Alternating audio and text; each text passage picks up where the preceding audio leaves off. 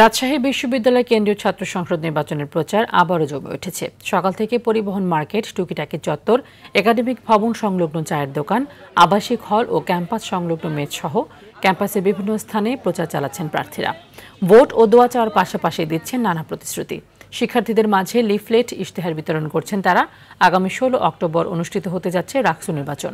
মোট ভোটার 28,901 জন। 8টি একাডেমিক ভবনের 17টি কেন্দ্রে ভোট গ্রহণ অনুষ্ঠিত হবে।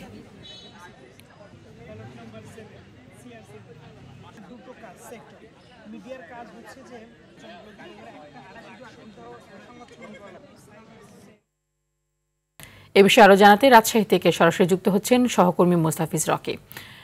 রকি, প্রার্থীদের নির্বাচনের প্রচার কেমন দেখছেন এবং কি বলছেন যারা ভোট দেবেন তারা, এবং প্রার্থীদের ভেতর থেকে কোনো অভিযোগ পেয়েছেন কিনা এখন পর্যন্ত? তা নিয়ে আপনি জানেন যে রাকসু নির্বাচনের আর মাত্র 4 দিন বাকি রয়েছে। এরই মধ্যে যে প্রচারণা সেটি কিন্তু আসলে চালাচ্ছেন প্রার্থীরা।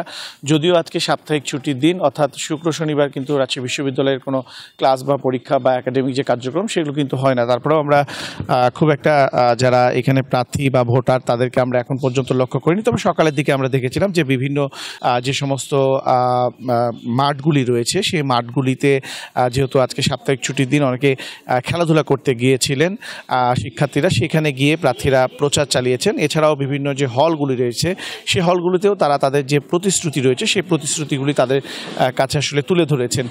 এছাড়াও আমরা যেটি আসলে বলছিলাম যে বেশ কয়েকদিন ধরে যে রাকসু নির্বাচন সঠিক সময়ে হচ্ছে কি হচ্ছে না, এই নিয়ে প্রার্থী এবং ভোটারদের মধ্যে এক ধরনের যে সংশয় ছিল সেই সংশয়টি এরই মধ্যে কেটে গেছে। কারণ গতকালকে শিক্ষক কর্মকর্তা কর্মচারীদের পক্ষ থেকে বলা হয়েছে যে যেই পোষ্যকোটনে তারা আন্দোলনের ডাক দিয়েছিলেন বা আন্দোলনের সময় সীমা নির্ধারণ করে দিয়েছিলেন সেটি থেকে আপাতত তারা সরে আসছেন এবং তারা বলছেন যে তারা আসলে যে 16 অক্টোবর যে নির্বাচন সেটিতে তারা ভূমিকা রাখতে চান এবং সেখানে তারা অংশগ্রহণ করতে চান এবং প্রশাসনকে সার্বিক তারা সহযোগিতা করবেন। সেই ক্ষেত্রে প্রার্থীরা আশ্বস্ত হয়েছেন এবং ভোটারদের মাঝেও যে ধরনের উদ্বেগ ছিল যে তাদের যে ভোটাধিকার প্রয়োগ করতে পারবে কিনা সেই সংশয়টি ইতিমধ্যে কিন্তু কেটে গিয়েছে। এবং নির্বাচনের যদি সার্বিক ব্যবস্থার কথা বলি তো কিছুক্ষণ আগেও আমি প্রশাসন ভবন সহ বেশ কিছু স্থান থেকে ঘুরে এসেছি। সেখানে কিন্তু আমরা গুরুত্বপূর্ণ যে সাইনবোর্ড বা ভোটের যে নির্দেশনাগুলি রয়েছে বিশেষ করে ভোটারদের ক্ষেত্রে সেই নির্দেশনাগুলি এরই মধ্যে কিন্তু লিখিত আকারে কিন্তু সাইনবোর্ডে দিয়ে দেওয়া হয়েছে।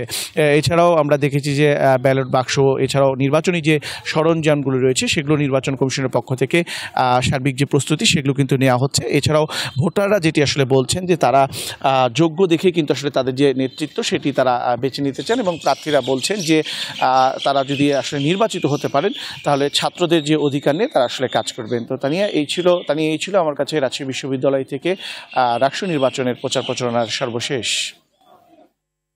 ধন্যবাদ আপনাকে।